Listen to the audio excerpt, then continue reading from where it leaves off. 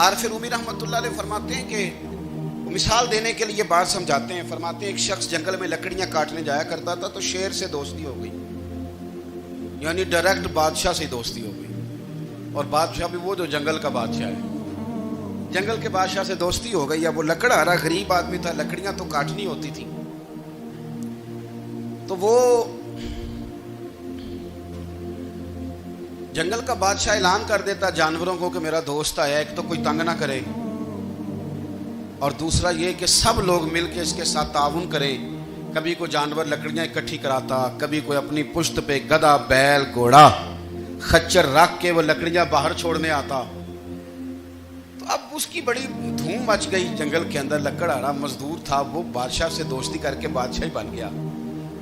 وہ گھر آ کے نا بیوی کو اکثر بتاتا کہ میرا ایک دوست ہے, میں جاتا ہوں تو ساری پہلے ہی مخلوق کھڑی ہوتی ہے میرے استقبال کے لیے. دوستی جو بڑے سے ہو گئی ہے. بنا ہے شاہ کا مصاحب تو پھر یہ ہے اتراتا, وگرنہ شہر میں غالب کی آبرو کیا ہے. ہمیں تو پوچھتا ہی کوئی نہیں, یہ تو بنا ہے شاہ کا مصاحب تو پھر یہ ہے اتراتا, وگرنہ شہر میں غالب کی آبرو کیا ہے. تو وہ لوگوں کو بتاتا, بیوی کو بھی بتاتا دوست ہے. تو بیوی کہنے لگی اتنی تو تعریفیں کرتا ہے, یہ نہیں بتایا کہ وہ جنگل کا شیر ہے, پر نیرا دوست بتا دیا. بیوی کہنے لگ گئی کہ تو اتنا جو اس کا ذکر کرتا ہے تو کسی دن بلا نا, بلا کسی دن تاکہ اس کی دعوت کریں. اب اس نے پھر نہ اس کو پردے میں رکھا. کیا کہتے ہیں آج کل, سرپرائز دینا ہے, مگر سرپرائز دینا ہے جی. پردے میں رکھا کہ وہ شیر ہے. تو وہ بلا لیا گھر. اب اس کے لیے کچا گوشت, ظاہر ہے شیر نے کچا گوشت دکھانا تھا. وہ کہنے لگی پکانا کس طرح کا ہے. وہ کہنے لگا جب وہ آئے گا پھر بتاؤں گا. اب وہ کچا گوشت 2-3 بکرے ذبح کر کے ڈال دیے. وہ آ گیا شیر.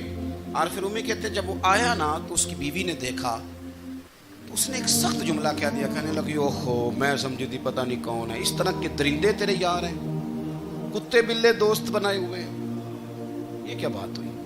خیر وہ شیر نے سن لیا, گوشت کھایا, وہ چلا گیا. اگلے دن لکڑہارا لکڑیاں کاٹنے گیا تو شیر نے ملاقات کرتے ہی لکڑہارے سے کہا کہ یہ نا کلاڑی اٹھا اور میری پشت پہ نا ایک زخم کر دے. اس نے کہا نہیں میں یہ کام نہیں کرتا, تو میرا دوست ہے. اس نے کہا سن بھائی, میں نے پیار سے کہا ہے تو مان جا, ورنہ میں ہوں شیر, میں نے تجھ سے منوا ہی لینا ہے, میں کوئی تکلیف دوں گا مناسب نہیں, تو کر. اس نے کلاڑی اٹھائی اور اس کی پشت پہ ایک زور سے زخم لگا دیا, خون بہنے لگا.